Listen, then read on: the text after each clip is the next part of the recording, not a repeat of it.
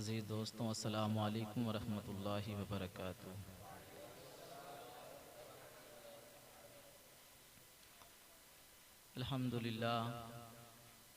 अल्हम्दुलिल्लाहि रब्बिल आलमीन, वस्सलातु वस्सलामु अला सय्यदिल अंबियाइ वल मुरसलीन व अला आलिहि तय्यबीन ताहिरीन, अम्मा बाद। फ़क़द क़ाल अल्लाहु तआला फ़िल क़ुरआनिल मजीद वल फ़ुरक़ानिल हमीद। अलिफ़ लाम मीम ज़ालिकल किताबु ला रैब फ़ीह हुदल लिल मुत्तक़ीन। सदक़ल्लाहु मौलानल अज़ीम व सदक़ा रसूलुहुन नबियुल अमीनुल मतीनुल मुईनुल करीम व नहनु अला ज़ालिका लमिन शाहिदीन व शाकिरीन वल्हम्दुलिल्लाहि रब्बिल आलमीन। हज़रात मोहतरम, आइए कुछ अर्ज़ो मारूज़ से कबल हम सब अपनी और सारी कायनात के मरकज़ी अक़ीदत जनाब अहमद मुश्तबा मोहम्मद मुस्तफ़ा अलैहि तहियतो व सना की बारगाह में अपनी अक़ीदतों मोहब्बतों का ख़िराज बशक्ल दुरूद पाक पेश करने और पढ़ें। अल्लाहुम्मा सल्लि अला सय्यदिना व मौलाना मोहम्मद मादनिल जूद वल करम व अला आलिहि व बारिक वसल्लिम। सल्लु अलैहि सलातों व सलामन अलैका या रसूल अल्लाह सल्लल्लाहु तआला अलैहि वसल्लम। हज़रात मोहतरम, ये बातें मज़ीद बताने की ज़रूरत नहीं है कि आज हम और आप क्यों इकट्ठा हुए हैं। ये गालिबन तीसरी नशिस्त दरस कुरान के हवाले से और तहफ़्फ़ुज़ नामुस रिसालत अलैहि तहियतो व सना के हवाले से कायम की गई। अल्लाह रब्बुल इज़्ज़त की बारगाह में दुआ है कि मौला करीम इन तमाम लोगों की इन पाकीज़ा मेहनतों और काविशों को अपनी बारगाह में शरफ़ कबूलियत से नवाजे। देखें, हर नेक काम के लिए बड़ी सोबतें उठानी पड़ती हैं, बड़ी परेशानियों से दो चार होना पड़ता है, तब कहीं जा कर के किसी का काम रंग लाता है। ये सिर्फ आज 14वीं 15वीं सदी की बात नहीं है, बल्कि हर ज़माने में जब भी कोई शख्स कोई अच्छा काम किया करता है तो उसकी मुखालिफत में हर ज़माने में कोई ना कोई जो है उठा करता था। और अगर काम करने वाला शख्स यकीनन अल्लाह और उसके रसूल की रज़ा के लिए वो काम करता है तो फिर अल्लाह रब्बुल इज़्ज़त जो है उसके उस काम में तक़वियत भी अता फरमाता है और उसे कामयाबियाँ भी अता फरमाया करता है। ये हर ज़माने का यही मसला है। आप बहुत दूर ना जा कर के खुद आका अलैहिस्सलातु वस्सलाम के ज़माने का अगर आप जो है जायज़ा लें तो उस ज़माने में भी यही मामला था। जब हुज़ूर नबी अकरम सल्लल्लाहु ताला अलैहि वसल्लम ने दीन की तबलीग के लिए कोशा हुए और हुक्म खुदाबंदी हुआ तो उस ज़माने में लोग जो है जो कभी आपको जो है अमीन कहा करते थे, जो ये भी कहा करते थे कि अगर मोहम्मद बिन अब्दुल्ला कह दें कि फ़लाँ पहाड़ी के पीछे से एक लश्कर आएगा और तुम्हें जो है तबाह बर्बाद कर देगा तो वो झूठ नहीं हो सकता। लेकिन वही लोग जब हुज़ूर नबी अकरम सल्लल्लाहु ताला अलैहि वसल्लम ने कहा, ए लोगों सुनो, मैं तुम्हारे दरमियान नबी बना करके भेजा गया हूँ, जब ये सुनना हुआ तो जो लोग ये कहा करते थे कि मोहम्मद बिन अब्दुल्ला कभी झूठ नहीं बोल सकते, उनकी बातें सच्ची होगी, फिर वही लोग जो है हुज़ूर नबी अकरम सल्लल्लाहु ताला अलैहि वसल्लम की ज़ात पर सब्बो सितम ढाने लगे। तो ये हर दौर में होता है। मामलात ये होते हैं कि इस तरीके से कुछ लोग वो भी होते हैं जो है जिनका मिजाज जो है दो तरफा हुआ करता है, तो वो जो है ज़रूरत के मुताबिक उनकी भी बातें कर लिया करते हैं, इनकी भी बातें कर लिया करते हैं।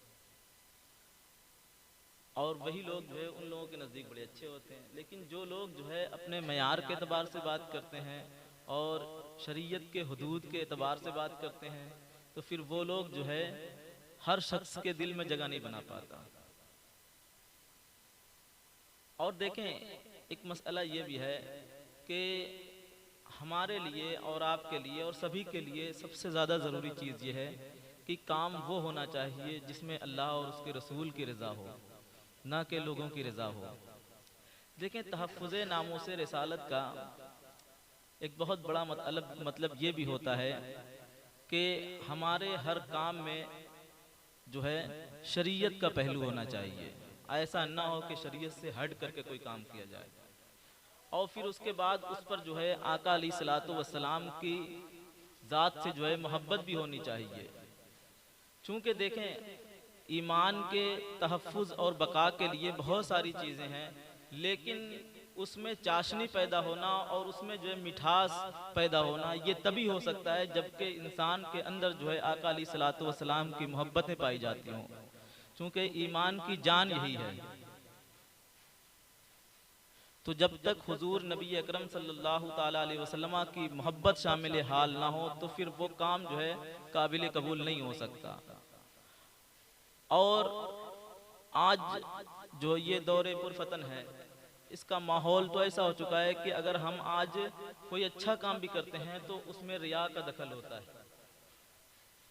इसे गुज़िश्ता जो है दर्स में आप हजरात ने सूरह फातिहा के हवाले से कुछ बातें सुनी और जो है उस पर कुछ गुफ्तगू हुई और उसके तराजिम, उसकी तफसीर और उससे जो रमूज़ व असरार यानी जो पोशीदा बातें थी उससे जहाँ तक जो है इंसान की अपनी इल्मी लियाकत होती है वहाँ तक उसे बयान किया गया और आप हजरात ने उसे समाअत किया। आज जो है सूरह बकरा की इब्तिदा होगी। चूँकि वक्त बहुत कम है तो सबसे पहले जो है सब इसे इधर कर दें।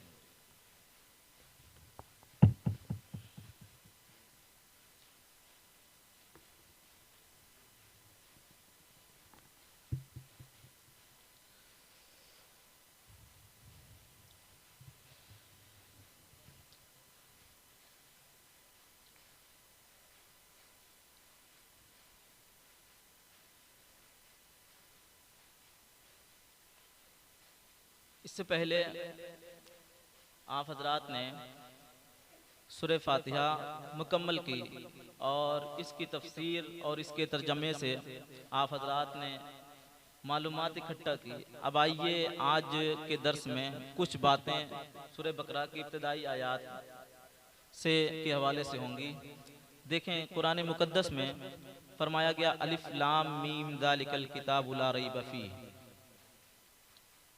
अलिफ लाम मीम, इसका तर्जमा ये होगा कि वो बुलंद किताब, ये वो बुलंद किताब है, वो अजीम शान किताब है जिसमें शक की कोई गुंजाइश नहीं, ला रैब फीह, जिसमें शक और शुबहा की कोई गुंजाइश नहीं। फिर उसके बाद फरमाया गया फीही हुदल लिल मुत्तकीन, और इसमें मुत्तकियों के लिए यानी अल्लाह से डरने वालों के लिए क्या है, हिदायत है। फिर उसके बाद फरमाया गया अल्लदीना युमिनूना बिल गैब, वो जो ईमान लाते हैं किस पर, पोशीदा बातों पर, यानी ईमान बिल गैब की बातें की जा रही हैं। फिर उसके बाद फरमाया गया और वो जो नमाज कायम करते हैं वयुकीमून सलाह व मिम्मा रज़क़नाहुम युनफ़िकून, और हमारी दी हुई रोजी में से या रिस्क में से हमारी राह में जो खर्च करते हैं। देखें, असल में इस आयत का जो ताल्लुक है ना, इसका ताल्लुक पहले जो हमने पढ़ा था कुरान मुकद्दस में, ये जो सूरह फातिहा में पढ़ा गया था इहदिनस सिरातल मुस्तकीम सिरातल लजीना अनअमता अलैहिम। तो आपने जो है जब हम ये पढ़ते हैं इहदिनस सिरातल मुस्तकीम सिरातल लजीना अनअमता अलैहिम, ठीक है, अनअमता अलैहिम वाला जो ये जुमला है, इसी में से हमने जो ये कहा कि अल्लाह तू हमें उन रास्तों पर चला जिन पर तूने इनाम फरमाया है, या उन लोगों के रास्ते पर चला जिन पर तूने इनाम फरमाया है। तो इनाम याफ्ता लोगों में एक जमात जो है मुत्तकीन की भी है, और उसी का ताल्लुक यहाँ, क्योंकि यहाँ जो बात हुई थी कि जो हमने दुआ की थी कि मौला करीम तू हमें उन रास्तों पर चला जिस पर तूने इनाम फरमाया है।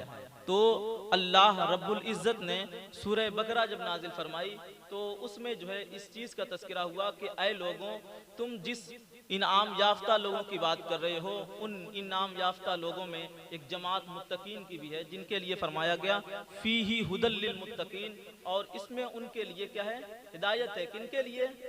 जो अल्लाह से डरने वाले हैं। बहरहाल अभी इसमें बहुत सारी बातें हैं। सबसे पहले बात तो यह है कि इस सूरत को, ये सूरत जो है मदीना शरीफ में नाजिल हुई, ये सूरत मदीना शरीफ में नाजिल हुई और गालिबन 40 रुकू पर जो है ये जो है पूरी सूरत मुश्तमिल है। और फिर उसके बाद जो है इस सूरत की जो इब्तिदा हुई अलिफ लाम मीम से। अलिफ लाम मीम से क्यों इसकी इब्तिदा हुई?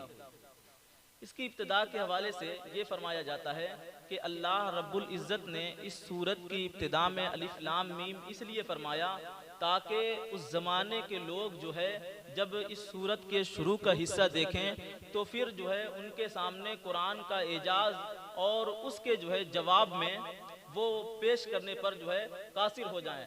और फिर उसके बाद जो है इसमें एक नुक्ता ये भी है कि इसको अलिफ लाम मीम से इस वजह से बयान किया गया है, इस सूरत की इब्तिदा की गई है ताकि ये उन लोगों के लिए चैलेंज है जो जिनकी ज़बान में ये कुरान मुकद्दस नाजिल हुआ है। यानी उनसे ये कहा गया कि ए कुफ्फार मक्का, तुम लोग जिस ज़बान के आदी हो, जिस ज़बान पर तुम्हें बड़ा अबूर हासिल है, बड़ा मलका हासिल है, तो सुनो, ये कुरान कोई और ज़बान में नहीं बल्कि ये उसी हरूफ हिजा के तौर पर जिससे जो है जोड़ करके बनाया गया है, जिस पर तुम लोग जो है हमेशा से कायम रहे हो। और फिर उसके बाद ये कराया गया वो कोई और लफ्ज़ नहीं है, वो अलीफ लाम मीम है। यानी पूरे कुरान मुकद्दस को अलीफ लाम मीम यानी ये जो हरूफ तहज्जी है इसी के जरिए जोड़ करके बनाया गया। पूरे जो अल्फ़ाबेट होते हैं उन्हीं में से एक जो खास लफ्ज़ इस्तेमाल किया गया अलीफ लाम मीम। तो कहते हैं क्या कि तुम अगर जो है अपनी महारत और जो है अपनी ज़बान पर तुम्हें बड़ा अबूर हासिल है तो फिर ले आओ इस जैसी कोई आयत बना करके।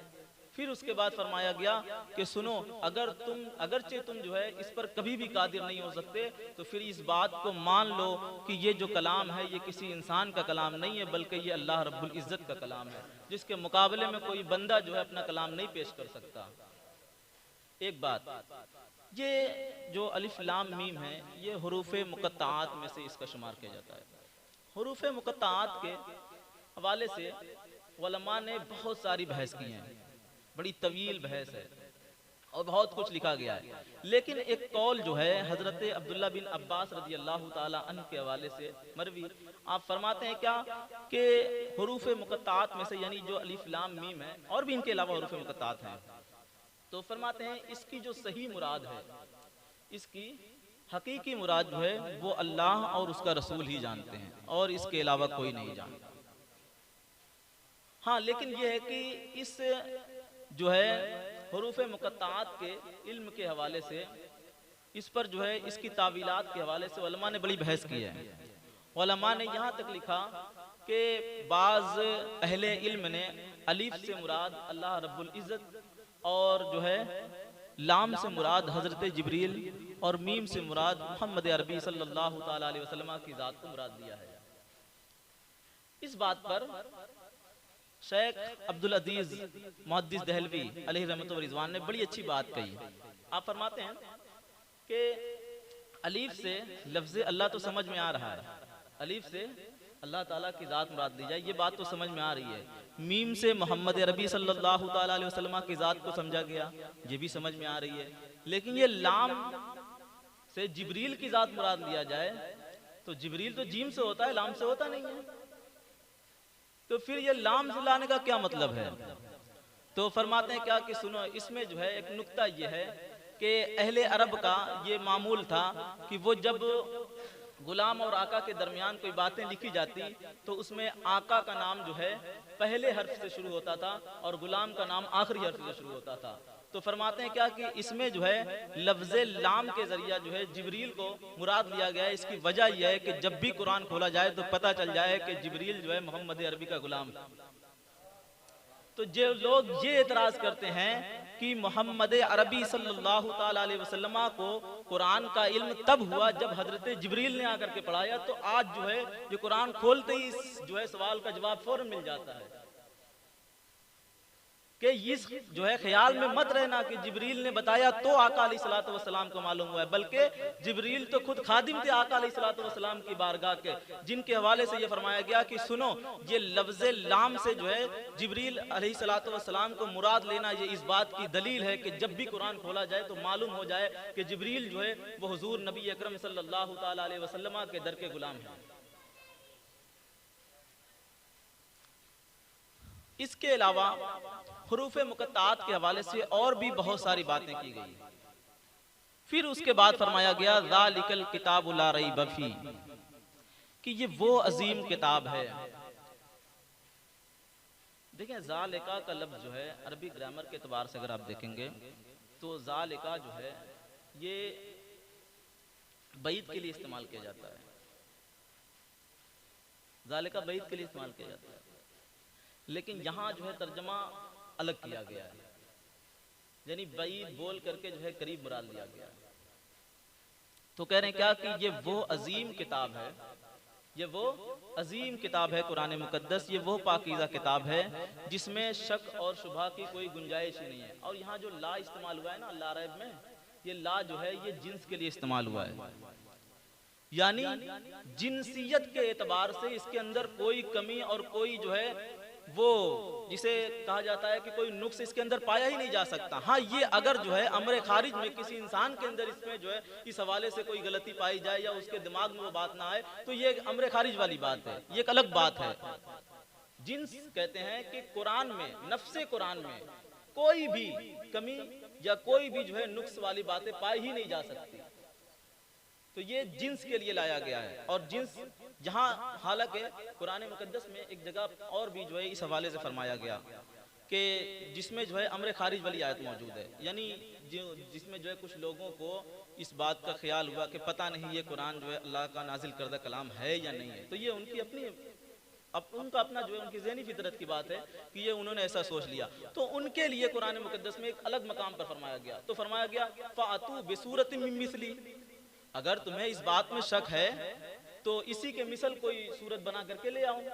तो यहाँ जो है ये जो आयत, ये जो ला रैब फ़ीह फरमाया गया कि ये वो किताब है जिसमें शक की गुंजाइश तक नहीं है, तो यहाँ किताब की जिन्स मुराद है, यानी जिनसे नफ्से किताब में कोई कमी और कोई कोताही नहीं पाई गई। हालांकि ये दुनिया की वाहिद ऐसी किताब है कुरान मुकद्दस जिसके अंदर ये चैलेंज मौजूद है, और वो भी तब जब किताब खोलो फौरन ही नजर आ जाता है कि ये वाहिद दुनिया की ऐसी किताब है जिसके अंदर कमी और गलती मिल ही नहीं सकती। हालांकि कुरान मुकद्दस के अलावा आप पूरी दुनिया में जितनी भी किताबें उठा करके देख लें, पूरी दुनिया में अब तक कितना ही बड़ा कोहना मश्क जो है वो किताबत करने वाला शख्स क्यों ना हो, किताबें लिखने वाला शख्स क्यों ना हो, फतावे लिखने वाला शख्स क्यों ना हो, कितना ही बेहतरीन कलमकार क्यों ना हो, लेकिन वो कभी भी ये नहीं लिखता कि मेरी किताब जो है खता और कमी से मुबर्रा और पाक है, ये कभी नहीं लिखता। आप देखना कभी कि जब किताबें छपती हैं तो या तो जो है मुअल्लिफ जो होता है, जो किताब लिखता है, वो या तो किताब के मुकदमे में या फिर कोई अपनी हरफे जो है आगाज़ के वाले से कोई बात शुरू करता है, तो वहाँ उसके आखिर में ये एक बात ज़रूर लिख देता है कि इस किताब को बगौर मुताला करें और अगर इसमें कोई कमी मिल जाए तो उससे मुझे आगाह करें ताकि अगले एडिशन में जो है इस कमी को जो है पूरा कर दिया जाए, ये ज़रूर लिखता है। लेकिन कुरान मुकद्दस ये वाहिद ऐसी किताब है जिसके अंदर कमी की कोई भी गुंजाइश ही नहीं रखी गई है। क्यों? इसलिए कि ये किसी इंसान की किताब नहीं है, किसी इंसान का कलाम नहीं है। इस कलाम को खुद रब्बुल जलाल ने अपने महबूब पर नाजिल फरमाया है, इसलिए फरमाया गया ला रैब फ़ीह, ये वो किताब है जिसमें शक की कोई गुंजाइश नहीं है। देखें, इमाम शाफ़ई अलैहि रहमत व रिज़वान ने किताब लिखी। जब आपने किताब लिखी तो अपने एक शागिर्द से कहा कि इसे पढ़ें, पढ़ी गई। तो जब आप पढ़ रहे थे आपके शागिर्द, तो पहले दिन आपने उसमें मुताद्दिद गलतियां देखी, और फिर उसके बाद जब भी गलतियां मिलती तो आप कहते हैं कि इसको जो है ये कर दिया जाए, इसको ये कर दिया जाए, इसको ये कर दिया जाए। फिर उसके बाद उसे बंद करवा दिया। फिर कहा कि चलो अब दूसरे दिन, फिर दूसरा दिन हुआ, फिर उसे पढ़ा गया। फिर जब पढ़ा गया तो फिर नई गलती उसके अंदर पाई गई। तो गालिबन 70 रोज तक 70 मरतबा उस किताब को इमाम शाफी अलैहिर्रहमा की बारगाह में, उनकी खुद की तसनीफ थी, उसे पढ़ा गया। और जब पढ़ा जाता उसके अंदर एक नई गलतियां मिलती और हजरत इमाम शाफी अलैहिर्रहमत व रिजवान जो है उसे सही करवाते हैं। तो जब उन्होंने देखा कि 70 रोज से हम यही काम कर रहे हैं, फिर उसके बाद फरमाते हैं क्या कि इस किताब को छोड़ दो। बोले शाफई के हिस्से में ये बात है ही नहीं कि वो कोई चीज़ लिखे और उसके अंदर कमी ना रह जाए, ये एजाज सिर्फ और सिर्फ कुरान मुकद्दस को हासिल है, और कुरान के रहते हुए शाफई की किसी किताब की ज़रूरत नहीं है किसी को। तो कुरान मुकद्दस ये वाहिद ऐसी किताब है जिसका ये दावा है कि इसके अंदर कोई भी कमी और कोई भी जो है नक्स और किसी भी जो है कमी की कोई गुंजाइश ही नहीं बाकी रखी गई है। क्यों? इसलिए कि इसे जो है नाजिल करने वाला शख्स और जो नाजिल करने वाली ज़ात और जिस ज़ात पर नाजिल की गई है वो ज़ात ही बड़ी बुलंद वाला है। देखें, उसके बाद फरमाया गया फीही हुदल लिल मुत्तकीन, और इसमें जो है हिदायत है मुत्तकियों के लिए, यानी तकवा शिआर बंदों के लिए। अब सबसे पहले ये जानना चाहिए कि तकवा कहते किसे हैं, मुत्तकी होते कौन लोग हैं। तो देखें, तकवे की तारीफ के हवाले से, क्योंकि ये जो लफ्ज़ तकवा है इस हवाले से हर तालिब इल्म जो है दीनियात से ताल्लुक़ रखने वाला होता है वो हर शख्स जानता है कि तकवा किसे कहते हैं। तकवा की बहुत सारी तारीफ़ात की गई हैं, बहुत सारे जो है उलमा ने इस पर जो है अपने अपने अंदाज में जो है अलग अलग तारीफ़ात की है। लेकिन तकवे के हवाले से एक तारीफ़ जो है हज़रत काब अहबार रज़ी अल्लाह ताला अन्हु ने भी की। हज़रत उमर फ़ारूक आज़म रज़ी अल्लाह ताला अन्हु, चूँकि मामला ये है कि हज़रत काब अहबार जो थे ये उलमाए यहूद की भी जो है किताबों के जो है बड़े अच्छे खासे जानकार थे, आलिम थे। चूँकि आका अलैहिस्सलातु वस्सलाम के ज़माने में ये ईमान नहीं लाए थे और हुजूर नबी अकरम सल्लल्लाहु ताला अलैहि वसल्लम के जो है ज़ाहिरी ज़िंदगी के बाद जो है जब हुजूर नबी अकरम सल्लल्लाहु अलैहि वसल्लम पर्दा फरमा गए उसके बाद ये ईमान लाए थे। असल में ये जो है तौरेत और ज़बूर के साथ साथ दीगर और भी किताबों के जो है बड़े अच्छे खासे जानकार थे। तो जब आप ईमान लाए तो ईमान लाने के बाद आपको जब अल्लाह रब्बुल इज़्ज़त ने ईमान की दौलत से नवाजा तो आपने इस्लाम को भी पढ़ा, और इस्लाम को पढ़ा तो पढ़ने के बाद मामलात ये थे कि बहुत सारे सहाबा इकराम बाज़ मामलात में आपकी तरफ रुजू किया करते थे, यानी एक अच्छी और बेहतरीन फ़िक्र के मालिक थे आप। तो हज़रत उमर फ़ारूक आज़म रज़ी अल्लाह ताला अन्हु ने पूछा कि ये बताएं कि तकवा किसे कहते हैं। आप तकवे के बारे में, चूँकि आप जो है दूसरे लोगों की भी किताबों के बड़े माहिर हैं और कुरान मुकद्दस के भी माहिर हैं, और अल्हम्दुलिल्लाह जो है आपको दीन के साथ जो है दुनियावी उलूम पर भी महारत हासिल है, तो लिहाजा आप बताएं कि तकवा किसे कहते हैं। तो काब बिन अहबार फरमाते हैं कि उमर फ़ारूक आज़म रज़ी अल्लाह ताला अन्हु, क्या आप कभी जो है किसी खारदार वादी से गुजरे हैं? तो उमर फ़ारूक आज़म फरमाते हैं हाँ गुजरा हूँ, कई एक मरतबा गुजरा हूँ। तो फरमाते हैं कि जब आप वहाँ से गुजर रहे थे तो आपका अमल, आपका मामूल क्या था? तो फरमाते हैं कि जब खारदार वादियों से गुजरता तो अपने दामन को जो समेट लिया करता था ताकि कहीं ऐसा ना हो कि उन खार में जो है फंस करके मेरा दामन जो है तार तार हो जाए, दागदार ना हो जाए। तो फरमाते हैं क्या कि ए उमर फ़ारूक आज़म रज़ी अल्लाह ताला अन्हु, इसी का नाम तकवा है। फरमाते हैं कि दुनिया में रह करके इंसान गुनाह से बच जाए और पूरी जिंदगी इसी तरीके से गुजार दे, इसी का नाम तकवा है। यानी फरमाते हैं सूफिया फरमाते हैं क्या कि जो है इंसान की को जो है जिंदगी ऐसे गुजारना चाहिए जैसे जो है नदी के अंदर जो है यानी नदी में नाव रहा करती है। फरमाते हैं कि उसकी वजह यह है कि जब तक जो है नाव नदी के ऊपर हो तब तक तो उसके अंदर सलामती है, लेकिन जब वही पानी उसके अंदर आ जाए तो फिर वो उसे डुबा देती है। फरमाते हैं क्या कि जब तक दुनिया में रहो तो तुम दुनिया में रहो, लेकिन दुनिया तुम्हारे अंदर नहीं होनी चाहिए। जिस दिन दुनिया तुम्हारे अंदर चली जाएगी तकवे से दूर हो जाओगे। तो फरमाते हैं कि तकवा इसे कहते हैं। इसके अलावा भी उलमा ने बहुत सारी तारीफात जो है तकवे के हवाले से बयान की। फरमाते हैं मुत्तकीन का एक माना यह भी होता है कि वो अपनी पूरी जिंदगी जो है शरीयत मुताहरा के मुताबिक गुजार दे, यानी जिंदगी का कोई लम्हा जो है शरीयत से हटा हुआ ना गुजरे। तकवे की एक तारीफ यह भी की गई कि इंसान अपने आमाले हसना के बावजूद भी रब तबारक व तआला की ज़ात से डरने वाला रहे। तकवे का एक माना ये होता है कि इंसान आमाले हसना के बावजूद भी रब तबारक व तआला की जात से डरता रहे। और अगर इस हदीस पर अगर आप इस तारीफ पर अमल देखना चाहें तो खुद हजरत उमर फारूक आज़म रज़ी अल्लाह तआला अन्हु का अमल देख लें कि ईद जैसे मुबारक दिन में भी जब लोगों ने हजरत उमर फारूक आज़म रज़ी अल्लाह तआला अन्हु के घर जाकर के देखा तो उमर फारूक आज़म जो है बेजारो कतार रो रहे थे। सहाबा ने पूछा कि उमर फारूक आज़म रज़ी अल्लाह तआला अन्हु, आप खलीफे वक्त होने के बावजूद भी इस तरीके से ज़ारो कतार रो रहे हैं, हालांकि आज तो खुशी मनाने का दिन है, ईद का दिन है, उसके बावजूद आप रो रहे हैं। फरमाते हैं क्या कि मुझे मालूम नहीं है कि मैं मकबूलीन में हूँ या फिर मतरूदीन में हूँ। फरमाते हैं क्या कि मैंने रोजा तो रखा था पूरे रमजान का, लेकिन मुझे मालूम नहीं है कि मेरा रोजा रब की बारगाह में शर्फ़े कबूलियत हासिल किया हुआ है कि या नहीं किया हुआ है। फरमाते हैं यही डर जो है मुझे आज के दिन भी रुला रही है। तो इसे कहते हैं तकवा, कि इंसान जो है आमाले हसना यानी अच्छे अमल करने की बुनियाद पर भी रब तबारक व तआला की जात से डरने वाला रहे, और इसी को मुत्तकीन कहा जाता है। और ऐसे जो है जिंदगी गुजारने वालों की सफ में जो है बहुत बड़ी बड़ी शख्सियात गुजरी हुई हैं। जबकि देखें मुत्तकियों की चंद सिफतें भी बयान की गई हैं, यानी जो हिदायत याफ्ता लोग हैं। अब एक सवाल यहाँ होता है कि जब जो है सूरह फातिहा में फरमाया गया कि वो जो है मिनन नबीजीना व सिद्दीकीना व शुहदा व सालिहीन, ये जो है ये जमातें हैं जो इनाम याफ्ता हैं, ठीक है। और फिर उसके बाद जो है कुरान मुकद्दस में ये फरमाया गया कि और उनके लिए, यानी ये सूरह बकरा के अंदर फरमाया गया और उनमें जो है हिदायत है किनके लिए, मुत्तकीन के लिए।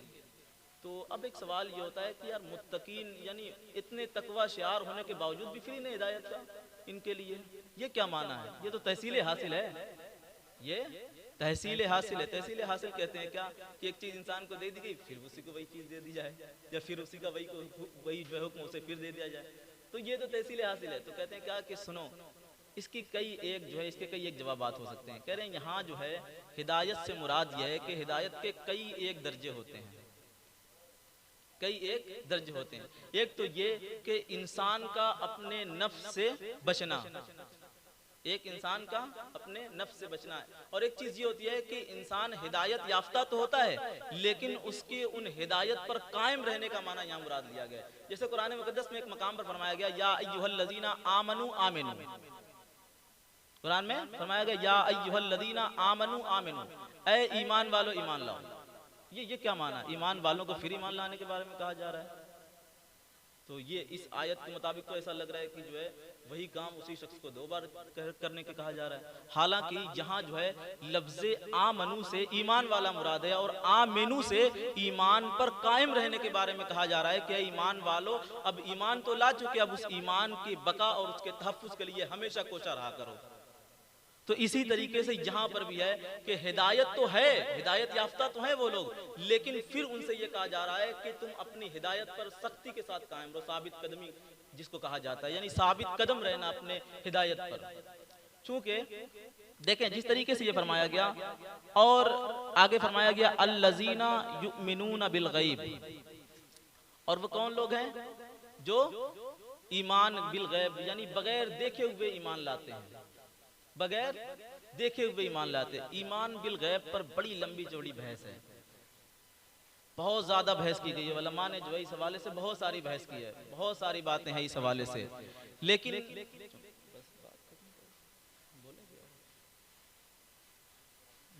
बातें बहुत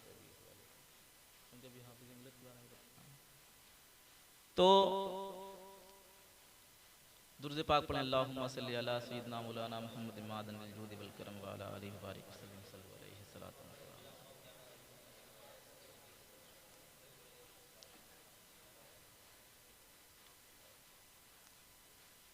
इसका तर्जुमा पूरा सुन लें, फिर उसके बाद बाकी बातें जो है अल्लज़ीना युमिनूना बिल गैब से आइंदा जो है दर्स में होगी। चूँकि मैं ये चाह रहा था कि आज जो है हुजूर हाफिज़ मिल्लत अलैहि रहमत व रिज़वान का उर्स मुबारक है, तो कुछ बातें हुजूर हाफिज़ मिल्लत अलैहि रहमत व रिज़वान के हवाले से जो है आप हज़रात के गोशी गुजार किया जाए। चूँकि ये वो शख्सियात हैं जिनका बड़ा एहसान है हम सब पर, बहुत एहसान है। तो अब जो है इतनी बड़ी शख्सियतें जब हमारे पास हों तो फिर जो है उनके एहसानात को भुलाना नहीं चाहिए।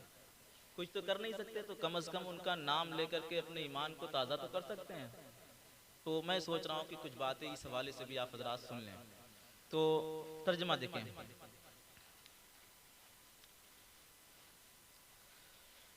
अलिफ लाम मीम ज़ालिकल किताबु ला रैब फ़ीह हुदल लिल मुत्तक़ीन अल्लज़ीना युमिनूना बिल गैब व युक़ीमूना अस्सलाता व मिम्मा रज़क़नाहुम युनफ़िक़ून वल्लज़ीना युमिनूना बिमा उन्ज़िला इलैका व मा उन्ज़िला मिन क़ब्लिका व बिल आखिरति हुम यूक़िनून। यानी वो बुलंद रुतबा किताब। देखें, लफ्ज़ अलिफ लाम मीम का तर्जमा नहीं किया गया है। इसकी ताबीरात के हवाले से मैंने बताया कि इसकी ताबीर जो है सही जो है इसका हुक्म और इसका जो है माना जो है वो अल्लाह और उसके रसूल ही जानते हैं। यहाँ पर एक बात और भी उलमा ने फरमाया। उलमा फरमाते हैं क्या कि उनमें जो है कुछ लोगों ने ये सवाल किया कि क्या इस जो है हरूफ मुक़त्ताअत जिन्हें कहा जाता है, क्या इसका इल्म सिर्फ़ और सिर्फ अल्लाह की ज़ात को होता है या रसूलुल्लाह सल्लल्लाहु अलैहि वसल्लम को भी होता है? तो उलमा ने लिखा कि नहीं, इसका इल्म जो है हरूफ मुक़त्ताअत जो है ये हरूफ आयाते जो है मुतशाबिहात में से इनका शुमार किया जाता है। और इस बात के मुत्तफ़िक़ शाफ़िय्य जो है वो उलमाए शाफ़िय्या भी हैं और उलमाए हनफिया भी हैं। यानी दोनों के नज़दीक जो है हरूफ मुक़त्ताअत जो हैं ये आयाते मुतशाबिहात में इनका शुमार किया जाता है। और इस बात पर जो है अल्लाह के नबी सल्लल्लाहु ताला अलैहि वसल्लम की मुतादिद हदीसें हैं कि आयाते मुतशाबिहात का इल्म अल्लाह रब्बुल इज़्ज़त ने अपने महबूब हुज़ूर नबी अकरम सल्लल्लाहु ताला अलैहि वसल्लम को अता फरमाया है। चूँकि उसकी वजह यह बयान की जाती है कि अगर इसका मानी और इसका जो है पूरा मफहूम जो है अगर आका अलैहिस्सलातु वस्सलाम को ना बताया जाता, उन्हें ना मालूम होता, तो गोया जो है खिताब जो है उन अल्फाज से किया जाता है जिसके मानी खुद हुजूर नबी अकरम सल्लल्लाहु ताला अलैहि वसल्लम को नहीं मालूम है। तो फिर सवाल करने वाला शख्स ये कह सकता था कि जिसको खिताब किया गया है कुरान मुकद्दस में वो खुद जो है इस लफ्ज़ से नाशना है, यानी इस लफ्ज़ के मानी से वो बिल्कुल दूर है, उसे खुद नहीं मालूम है। तो लिहाजा ये क्या हो जाता, ये जो है अबस मामला हो जाता है। इसी वजह से अल्लाह रब्बुल इज़्ज़त ने इसका इल्म जो है अपने महबूब हुजूर नबी अकरम सल्लल्लाहु ताला अलैहि वसल्लम को अता फरमाया। लेकिन बाज़ उलमा ने यहाँ तक लिखा कि अल्लाह की अता से जो है हरूफ मुक़त्ताअत का इल्म अल्लाह रब्बुल इज़्ज़त ने जो है अपने वलियों को भी अता फरमाया है। इस हवाले से एक बड़ी नुमाया ज़ात जो है जिन्हें मुजद्दिद अल-फ़िसानी अलैहिर्रहमा कहा जाता है, ये जो है इस बात का दावा करते थे कि अल्लाह रब्बुल इज़्ज़त ने मेरी ज़ात पर जो है हरूफ मुक़त्ताअत और हरूफ और जो है आयाते मुतशाबिहात के इल्म को जो है वाकिफ़ फरमा दिया, यानी जो है ज़ाहिर फरमा दिया है और उन्हें मालूम है। यहाँ तक फरमाते हैं उलमा कि ये आयत मुबारका जो होती हैं, जो हरूफ मुक़त्ताअत होते हैं, जब इन्हें कोई शख्स बड़ी दिल से पढ़ता है ना, तो ये खुद जो है अपने असरार और अपने रुमूज़ जो है उनके ऊपर ज़ाहिर फरमा दिया करते हैं।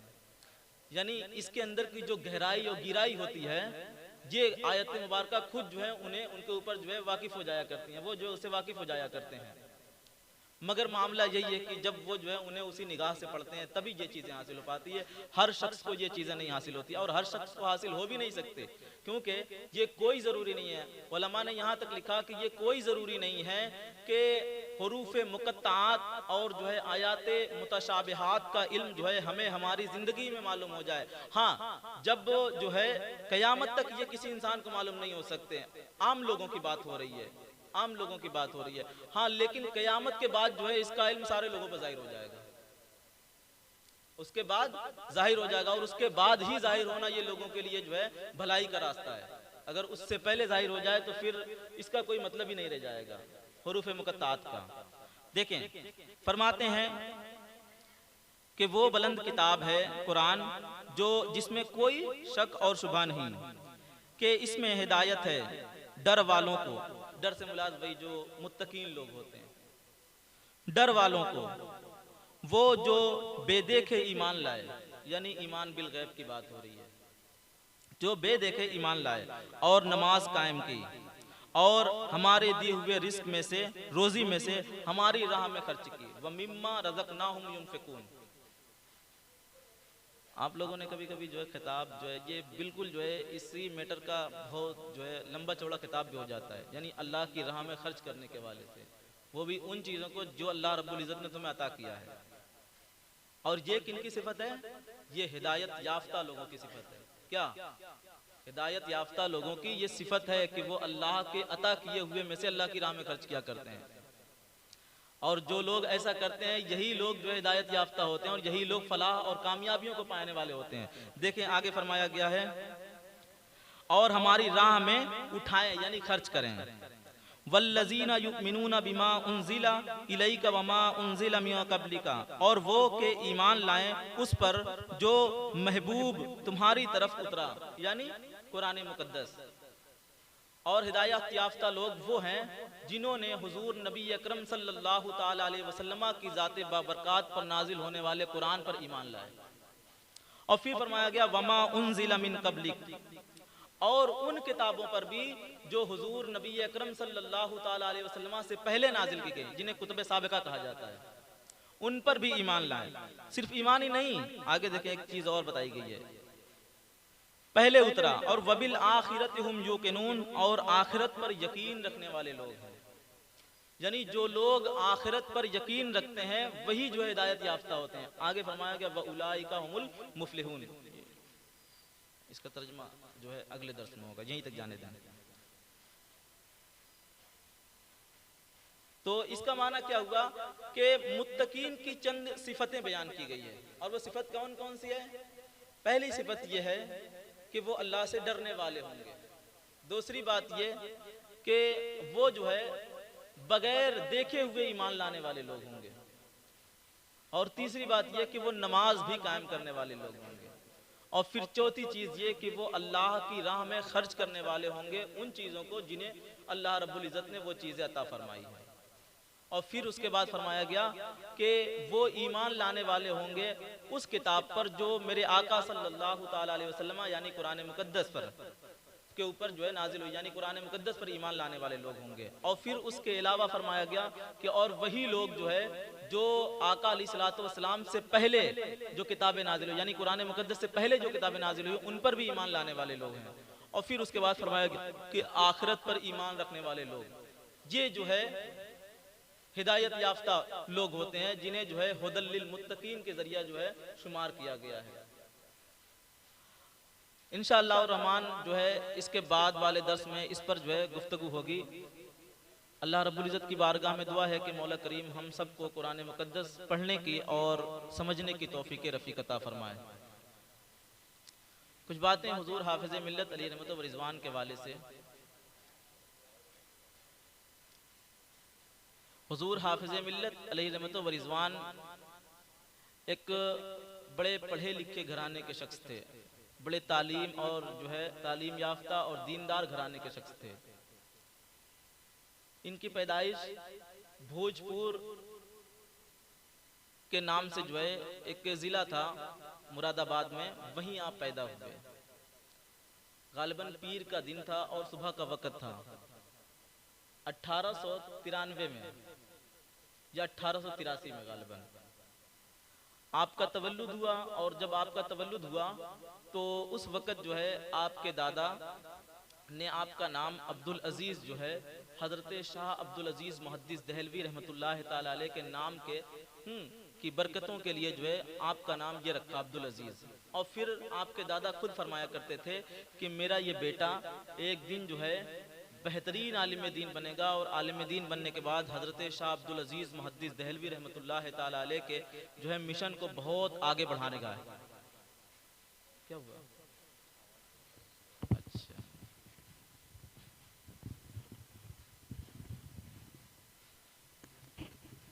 थोड़ा सा करीब कर दें, आ जाएगी आवाज़। असल में मैं बहुत सट करके नहीं बोल रहा हूँ ना।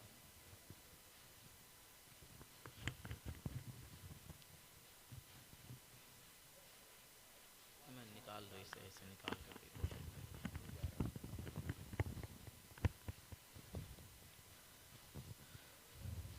तो आपके दादा फरमाया करते थे कि ये मेरा बेटा अब्दुल अजीज़ एक दिन जो है बेहतरीन आलिम दीन बनेगा और फिर उसके बाद जो है हज़रत शाह अब्दुल अजीज़ मुहद्दिस दहलवी रहमतुल्लाह ताला अलैह के मिशन को आगे बढ़ाएगा।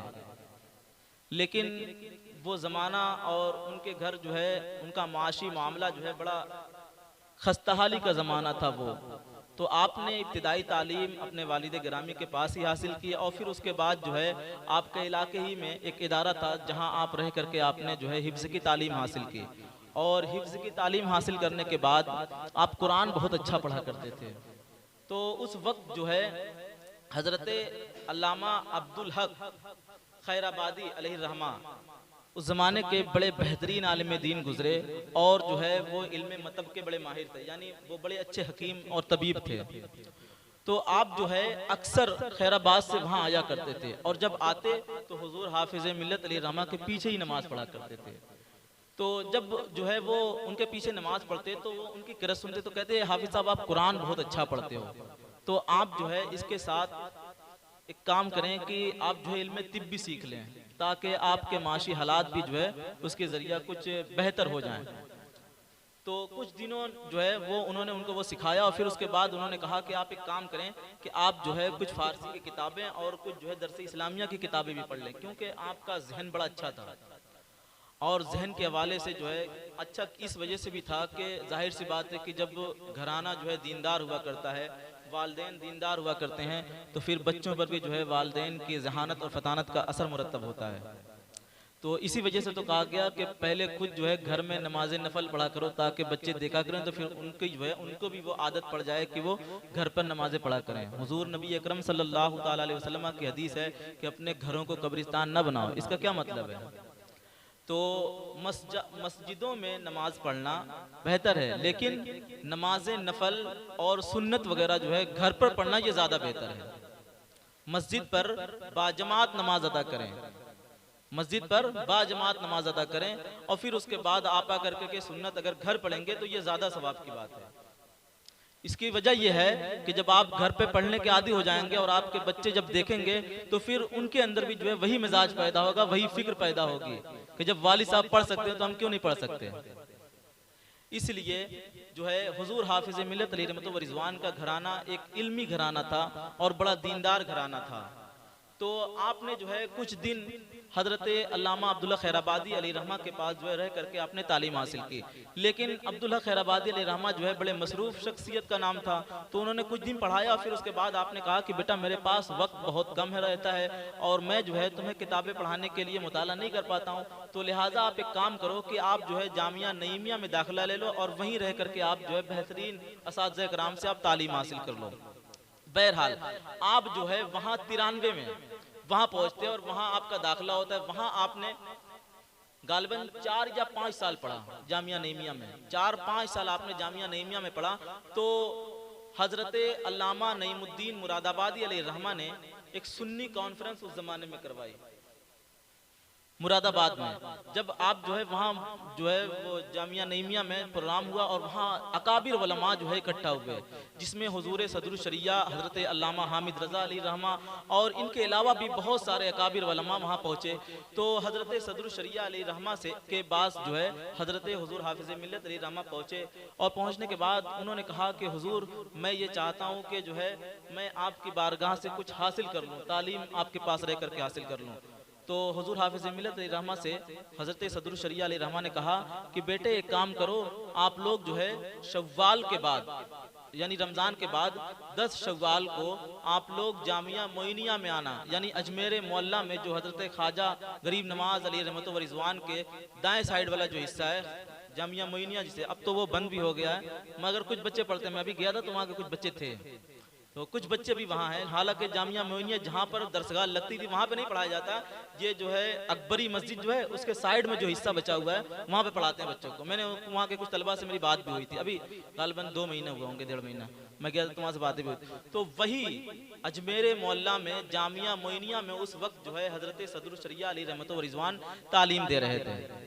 तो आपने कहा कि बेटा वहाँ आ जाना शव्वाल में, आप लोगों का दाखिला हो जाएगा और फिर उसके बाद जो है मैं इंशाअल्लाह रहमान आप लोगों पर जो है खासी नज़र रखूँगा और बिलखुसूस जो है अच्छे तरीके से आप लोगों की नशोनुमाई का जो है इंतज़ाम फराहम होगा वहाँ पर। तो हुजूर हाफिज़ मिल्लत अलैहिर्रहमा ने कहा कि ठीक है। फिर उसके बाद जब रमज़ान ख़त्म हुआ तो 10 शव्वाल को वहाँ पहुँचे अजमेर मोहल्ला आप पहुँचे, और आपके साथ हज़रत अल्लामा गुलाम जिलानी मेरठी रहमतुल्लाह ताला अलैह और बाज़ लोगों ने यह भी लिखा है कि उस वक़्त जो है वहाँ पर हज़रत अल्लामा सरदार अहमद, जिन्हें मुहद्दिस आज़म पाकिस्तान कहा जाता है, वो भी उनके साथ थे।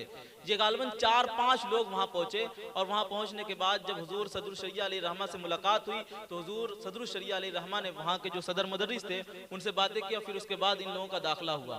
तो गालिबन आप वहाँ जो है 2 साल या 1.5 साल वहाँ रह करके आपने पढ़ा और चंद किताबें जब रह गई थी, यानी दौरे से पहले गालिबन जो है वो साबिया या सादसा पढ़ रहे थे आप, लेकिन माशी हालात बड़े जो है अबतर थे हुजूर हाफिज मिल्लत रहमा की। तो उन्होंने एक रोज़ कहा हुजूर हाफिज मिल्लत ने हज़रत सदरुल शरिया से कि हुजूर हम लोगों का दाखिला जो है आप क्यों ना ऐसा करें कि दौरे हदीस में ले लें, चूँकि जो है अब अगर हम दौरे हदीस पढ़ लें तो फिर उसके बाद जो है यहाँ से निकल करके कुछ ऐसे काम करेंगे जिससे जो है माशी हालात हमारे सही हो जाएंगे।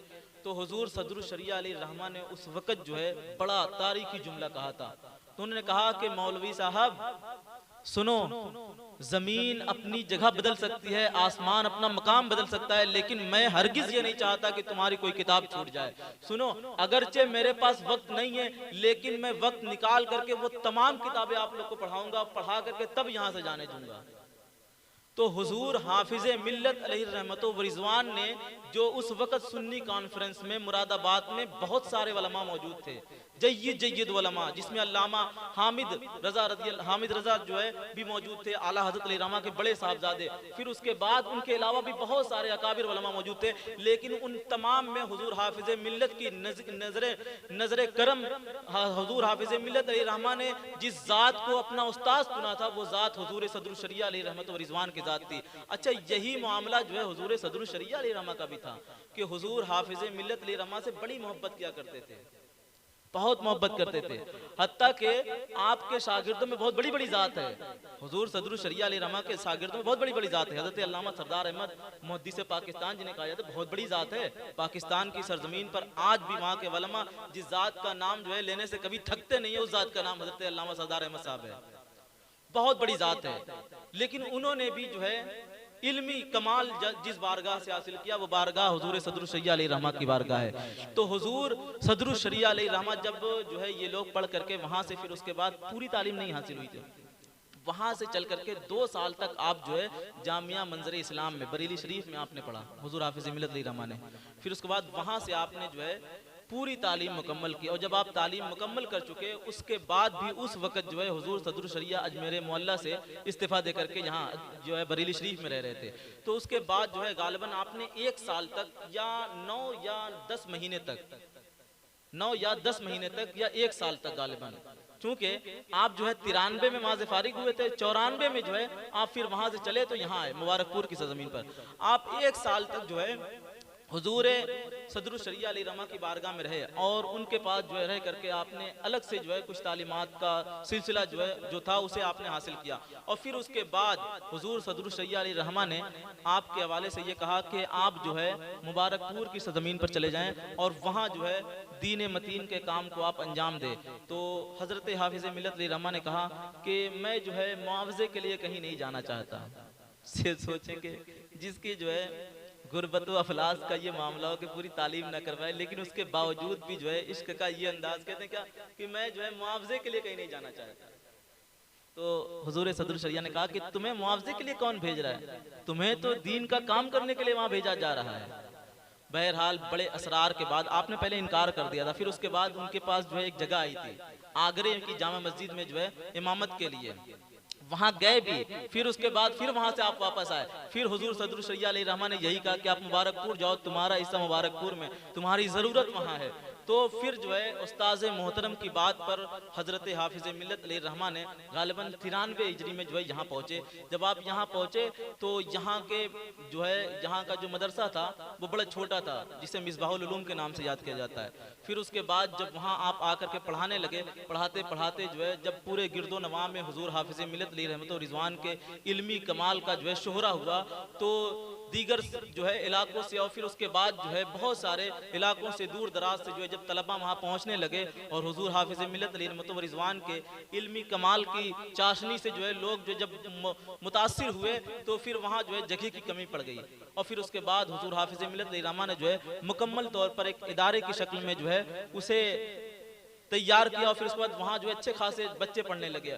तो कहने का मकसद यह है कि हुजूर हाफिज मिल्लत अलैहि रहमत व रिजवान जब वहाँ से चले थे और मुबारकपुर की सरजमीन पर जब पहुँचे थे ना, तो मुबारकपुर के हालात बड़ी अबतर थी, बड़ी खस्ता हाली का मामला था और वहाँ सुन्नी जो है गिने चुने पाए जाते थे। मामलात यहाँ तक थे कि हुजूर हाफिज मिल्लत अलैहि रहमत व रिजवान ने वहाँ रह करके दीन का इतना काम किया है कि एक जब जो है हुजूर हाफिज मिल्लत वहाँ पहुँचे, जब आपके इल्मी कमाल का शोरा हुआ तो वहाँ के दयाबना और वहाबिया ने जो है बरसरे स्टेज जो है आपकी मुखालफत की। और जब जो है जब भी कोई वहाबी या देवबंदी महज आपकी जात के हवाले से कुछ बोलता तो आप कभी भी जवाब नहीं देते थे। हाँ, जब जो है इस्लामी अकायद के हवाले से कोई बात होती तो आप जो है उसे फौरन जो है उसका जवाब दिया करते थे। एक मर्तबा तो गालिबन 40 दिन तक, एक दिन जो है हाफिज मिल्लत की तकरीर होती, दूसरे दिन मद्दे मुकाबिल की तकरीर होती, एक दिन हाफिज मिल्लत की तकरीर होती, दूसरे दिन फिर जो मद्दे मुकाबिल की तकरीर होती। गालिबन जितने भी उन लोगों ने 21 दिनों में सवालात कायम किए थे, हुजूर हाफिज मिल्लत अलैहि रहमा ने हर दिन का जवाब दूसरे दिन जो है दे दे करके उनको इस बात पर मजबूर कर दिए कि यकीनन जो अकायद और जो है जो नजरियात हमारे बुजुर्गों ने हमें दिया है यही सही और यही हक है। इस बात को वो जो है हमेशा साबित करने के लिए जो है हम्मातन गोश रहे और कभी भी इस बात से वो पीछे नहीं हटे। यही तक बात नहीं है, अल्लाह रब्बुल इज़्ज़त ने हुजूर हाफिज मिल्लत अलैहि रहमा को जहाँ बहुत सारे जो है उलूम व फ़नून से नवाजा था, बड़ी कमाल की जो है का इल्मी जमाल और इल्मी जलाल अता फरमाया था, लेकिन वहीं पर आपकी ज़ात के अंदर अल्लाह रब्बुल इज़्ज़त ने उससे भी कहीं ज़्यादा बेहतरीन आपके अंदर वो फिक्र रखी थी, उससे कहीं ज़्यादा बेहतरीन अल्लाह रब्बुल इज़्ज़त ने आपके अंदर जो है हुस्न अखलाक का हुनर रखा था। हुस्न अखलाक का आलम तो हुजूर हाफिज मिल्लत अलैहि रहमा का ऐसा है कि अगर गुफ्तगू की जाए तो पूरी रातें कम पड़ जाएंगी। ऐसे जो है नायाब अखलाक के कामिल जो है मालिक थे हजरत हाफिज मिल्लत अलैहि रहमा। बल्कि ये बयान किया जाता है कि अपने जब उनकी बारगाह में जाते तो उनसे तो वो मोहब्बत का इजहार किया ही करते थे, बड़ी जो है अकीदत के साथ उनसे मिला करते थे और उन्हें अपने बगल में बिठाने का जो है शरफ हासिल कराया करते थे। इसके अलावा अगर मुआनिदीन यानी जो मुखालफीन होते थे वो भी अगर किसी ज़रूरत के तहत उनके पास पहुंचते तो उनके साथ भी वो बड़े जो है खुश अखलाकी के साथ जो है खंदा पेशानी के साथ उनके साथ पेश आया करते थे। मुझे याद है कि मैंने किसी मकाले में पढ़ा था हुजूर हाफिज मिल्लत अलैहि रहमत व रिजवान के हवाले से कि जब जो है मुनाजरे का मामला चल रहा था, ये जो 21 दिन का जो प्रोग्राम हुआ था ना, 40 दिन प्रोग्राम चला था, 20 दिन जो है हुजूर हाफिज मिल्लत की तकरीर हुई थी और 20 दिन जो है उनके जो अपोजिट वाले लोगों की तकरीर हुई थी। तो एक दिन जो है उनमें से कोई 2-3 शख्स आया हुजूर हाफिज मिल्लत से कुछ बात करने के लिए और सख्त सर्दी का मौसम था, बहुत जो है सख्ती की सर्दी थी और गालिबन रात का जो है 12 के पार हो चुका था। इतनी सर्दी के आलम में भी वो मुखालफीन थे। जब वो हुजूर हाफिज मिल्लत अलैहि रहमत व रिजवान की बारगाह में आए तो हुजूर हाफिज मिल्लत अलैहि रहमत व रिजवान जो है उठे और उठने के बाद जो है बाहर गए, बाहर जाने के बाद पानी भरा, पानी भरने के बाद लाए और उसे चाय बनाया और चाय बना करके उन लोगों को पिलाया। देखें, मुखालिफत एक अलग चीज है, चाहे वो एतकादी एतबार से क्यों ना हो, लेकिन अगर कोई हमारे यहाँ आया है उससे अजराहे मोहब्बत पेश आना ये एक अलग चीज है, ये एक फितरी चीज है, इंसान की अखलाकी चीज है। तो जब उन लोगों ने हुजूर हाफिज मिल्लत अलैहि रहमत व रिजवान के इस अखलाक को देखा तो देखने के बाद कहा कि यार ये ऐसा शख्स है कि इतनी सख्त सर्दी में हम मुखालिफ होने के बावजूद जो है इसने इतनी सोहबतें बर्दाश्त की और इसके बावजूद इसने हमें चाय भी पिलाया और बड़ी इज्जत और तकरीम के साथ जो है इसने हमें वापस किया। तो कहने लगे कि ये शख्स जब इतना जो है बाखलाक है और जिस नबी का ये कलमा पढ़ने वाला है वो कितना बाखलाक होगा और जिस नबी की तालीम पर ये अमल करने वाला शख्स है ये झूठा नहीं हो सकता। और फरमाते हैं इतने पाकीज़ा अखलाक वाला शख्स कभी झूठ नहीं बोल सकता। उसी वक्त उन लोगों ने जो है हुजूर हाफिज मिल्लत अलैहि रहमा के हाथों पर जो है उन लोगों ने तौबा और इस्तगफार पढ़ा था। ये अखलाक था हुजूर हाफिज मिल्लत अलैहि रहमत व रिजवान के अंदर के जो है मुखालफीन भी उनके अखलाक को देख करके अश अश करने लगते थे। यहीं तक की बात नहीं, अगर आप हुजूर हाफिज मिल्लत अलैहि रहमा के हवाले से जो बड़े जो पुराने उनके ज़माने के जो तलबा थे भी हैं, कुछ इस ज़माने में भी हैं, तो उनसे अगर आप उनसे पूछेंगे कि हुजूर हाफिज मिल्लत अलैहि रहमा का अखलाक क्या था तो वो आपको बताएंगे कि उनका अखलाक क्या था। हजरत सैयद रुकनुद्दीन रहमतुल्लाह ताला अलैह फरमाते हैं कि जब मैं फारिग हुआ, फरमाते हैं मैं 13वीं शबान को सुबह का वक़्त था, मैं घर जाने वाला था। फरमाते हैं क्या कि मुझे जो है हुजूर हाफिज मिल्लत अली रहमा ने बुलाने के बाद कहा कि सैयद साहब किबला, अब आज से जो है आपकी जिंदगी का दूसरा दौर शुरू होने वाला है। यानी फरमाते हैं कि इससे पहले जो तुम पढ़ रहे थे ना, तो वो ज़माने तालिब इल्मी था। ज़माने तालिब इल्मी का अंदाज अलग होता है, लेकिन जब इंसान पढ़ करके फारिग होता है और अवामी अहले सुन्नत में पहुंचता है तो फिर उसको जो है एक अलग ही नज़र से देखा जाता है। तो फरमाते हैं कि सैयद साहब किबला, आज के बाद यानी कल से जो तुम्हारा दिन शुरू होगा वो दूसरा दौर शुरू होगा। और फरमाते हैं क्या कि अल्हम्दुलिल्लाह वो तमाम चीज़ें आपके अंदर मौजूद है जो एक आलिम दीन के अंदर होनी चाहिए। लेकिन सैयद साहब मैं एक बात बता दूं आपको जिसे जो है हमेशा याद रखना। तो उन्होंने कहा क्या हुजूर? तो फरमाते हैं दो बातें ऐसी हैं कि अगर उस पर आप अमल करोगे तो यकीन जाने लोग नहीं, तुम्हारे कदमों के नीचे रहने वाले जर्रात भी तुम्हारी अजमतों को पहचानेंगे। फरमाते हैं वो कौन सी दो चीज़ें हुजूर? फरमाते हैं क्या कि उनमें से पहली चीज़ ये कि आप हुस्न अखलाक के साथ लोगों के सामने पेश आना। फिर फरमाते हैं दूसरी चीज़ है इस्तिकामत के साथ जो है अपने दीन पर कायम रहना। यानी जिस दीन के हवाले से तुमने कलमा पढ़ा है, जिस नबी पर तुमने ईमान लाया है, उस नबी के दामन को मजबूती के साथ थामे रहना। यकीन जानना इंसान नहीं, तुम्हारे कदमों के अंदर रहने वाले जर्रात भी जो है तुम्हारी अजमतों को पहचानने के हामिल हो जाएंगे। तो ये हाफिज मिल्लत अली रहमा ने महज दो चीज़ें बताई थी, लेकिन बहुत बड़ी बात है ये। अगर इसके मुताबिक ज़िंदगी गुजारा जाए तो यकीन जाने इंसान एक बेहतरीन इंसान ही नहीं बल्कि आने वाले लोगों के लिए मिसाल बन करके जो है, और फिर लोग जो है अपने बच्चों को यही तरबियत देंगे कि यार ज़िंदगी गुजारा करो तो फलां शख्स की तरह गुजारा करो।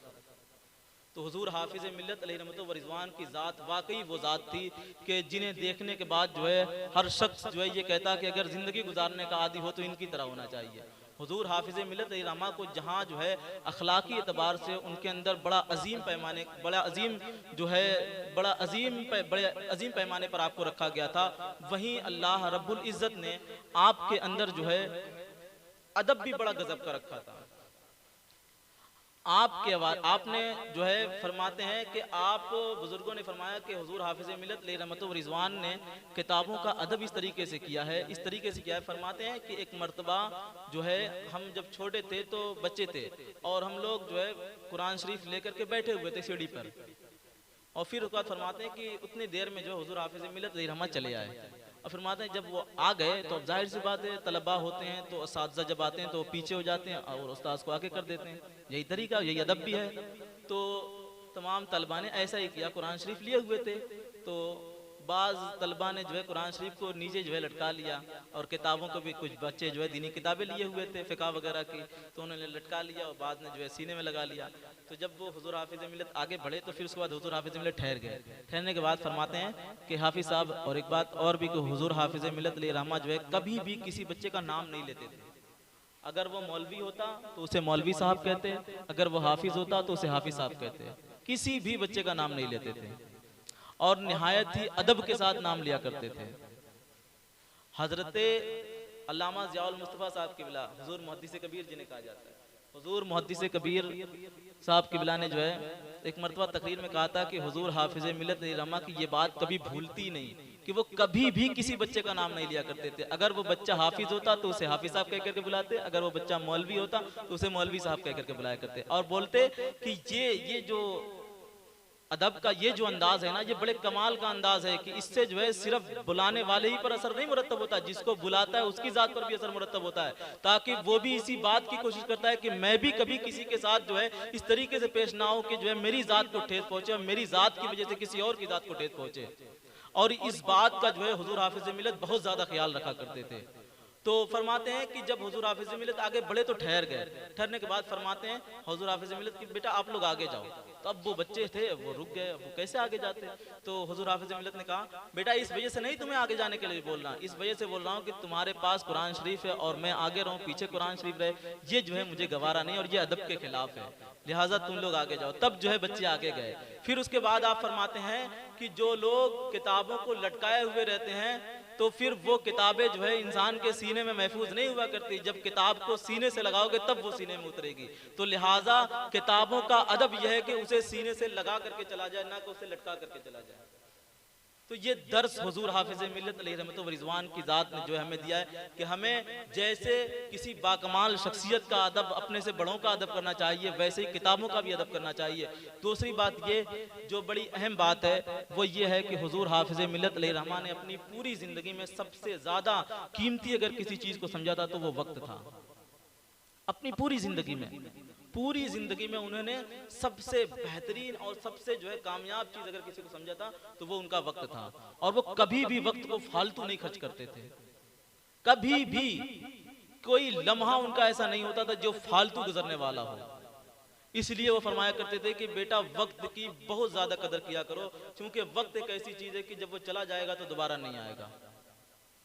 तो फरमाया करते थे कि वक्त की हमेशा कदर किया करो। बल्कि वहाँ के रहने वालों ने, अशरफिया के रहने वालों ने, कुछ लोगों ने मुझसे बताया कि हुजूर हाफिज़ मिल्लत अलैहि रहमतुल्लाह व रिज़वान की ज़ात वो ज़ात थी कि जिन्हें देखने के बाद घड़ी देखने की जरूरत नहीं पड़ती थी, उन्हें देखो पता चल जाता था कि ये इतनी टाइम यहीं होते हैं। यानी वक्त से थोड़ा बहुत भी इधर उधर नहीं हुआ करते थे, हमेशा अपना सारा काम जो है वक्त मुतय्यना पर किया करते थे।